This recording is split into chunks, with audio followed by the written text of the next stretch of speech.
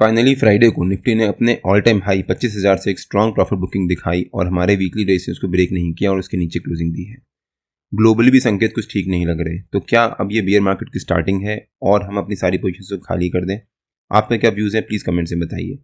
इस वीडियो में मैं अपने व्यूज़ शेयर करूंगा कि मेरे हिसाब से जो ग्लोबली ये न्यूज़ चल रही है उसका निफ्टी पे क्या इम्पैक्ट पड़ेगा और हमारे को क्या एक्शन लेना चाहिए।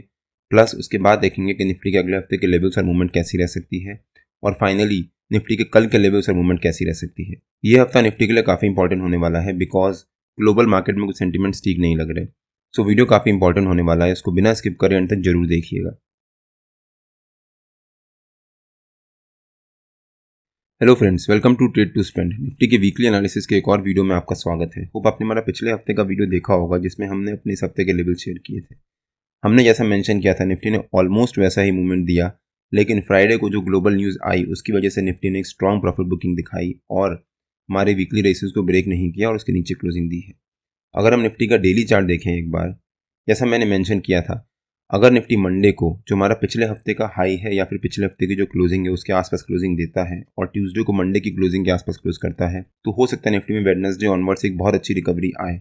और हुआ भी वैसा ही। मंडे को निफ्टी हमारे पिछले हफ्ते के हाई के पास या फिर क्लोजिंग के पास क्लोजिंग दी, ट्यूसडे को मंडे की क्लोजिंग के आसपास क्लोजिंग दी और फिर वेडनेसडे थर्सडे निफ्टी ने एक बहुत अच्छी रिकवरी दिखाई और अपना जो ऑल टाइम हाई है 25,000 उसको भी ब्रेक किया और उसके ऊपर क्लोजिंग दी, जो कि निफ्टी के लिए पॉजिटिव भी होता था। लेकिन फ्राइडे को जो ग्लोबली न्यूज़ आई रिसेशन की और जो भी सेंटिमेंट्स चेंज हुए उस वजह से निफ्टी ने एक स्ट्रॉन्ग प्रॉफिट बुकिंग दिखाई और हमारा जो वीकली रेजिस्टेंस था 25,000 उसको ब्रेक नहीं कर पाया और फाइनली उसके नीचे ही क्लोजिंग दी। अगर निफ्टी ने हमारे वीकली रेजिस्टेंस को ब्रेक किया होता या फिर फ्राइडे को हमारा जो वीकली रेजिस्टेंस है 25,000 उसके ऊपर सस्टेन किया होता, तो हो सकता है अगले हफ्ते निफ्टी में एक बहुत अच्छी रिकवरी आती और निफ्टी हमारे इस वीक के सारे टारगेट अचीव करता। और मैंने अपने पिछले वीकली एनालिसिस के वीडियो में क्लियरली एक्सप्लेन किया था कि निफ्टी की हफ्ते की मूवमेंट कैसी रह सकती है। अगर आपने हमारा वीकली एनालिसिस का वो वीडियो नहीं देखा है तो उसका लिंक मैंने डिस्क्रिप्शन में डाल दिया है और आपको ऊपर यहाँ पर आई बटन में मिल जाएगा। एक बार आप वो वीडियो जाकर जरूर देखिएगा।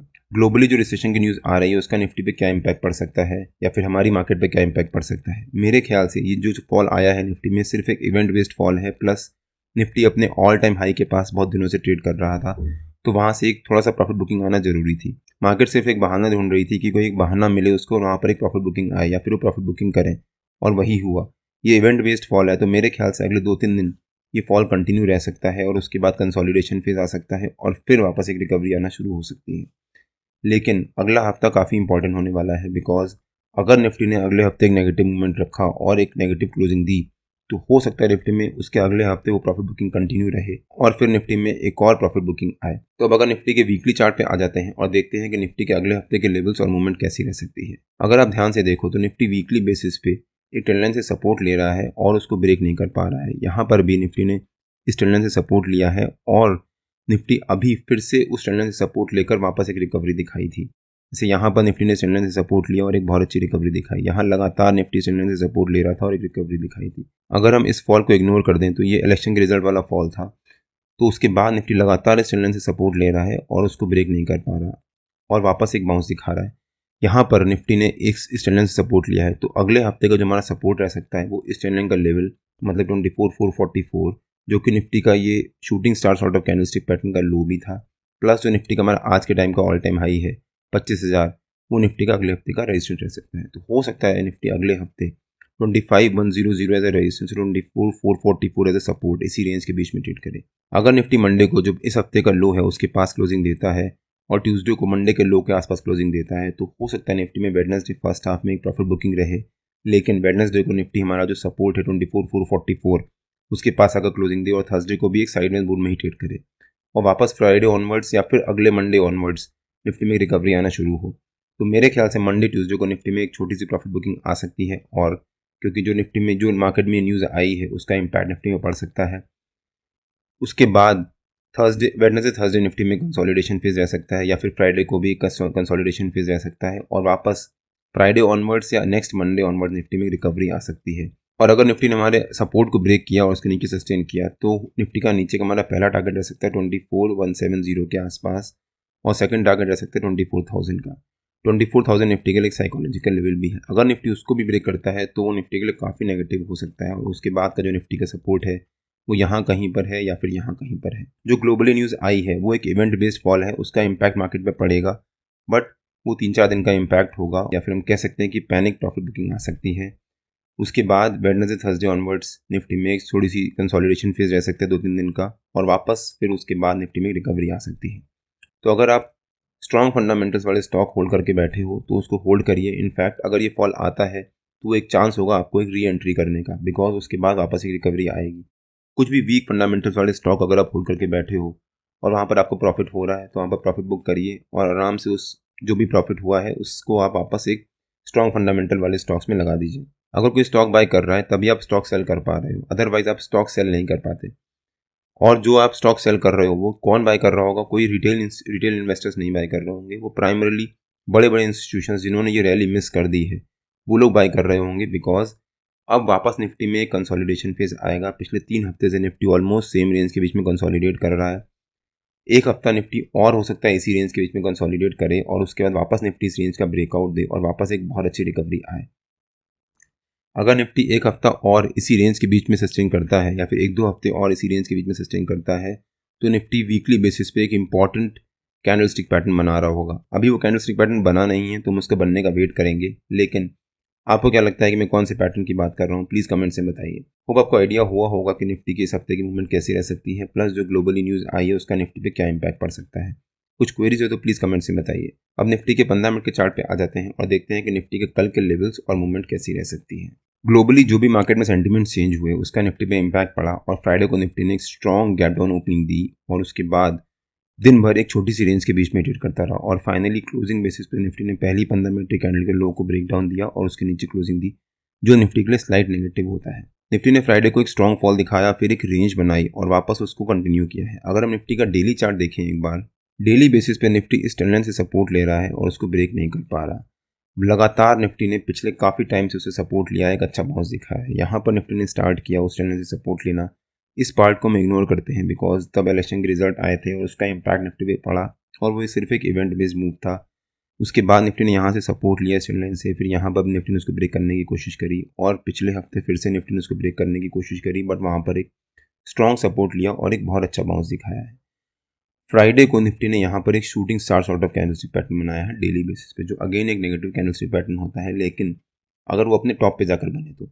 अभी वो टॉप पे जाकर नहीं बना है, बट स्टिल वो एक नेगेटिव और एक स्ट्रॉन्ग कैंडलस्टिक पैटर्न है।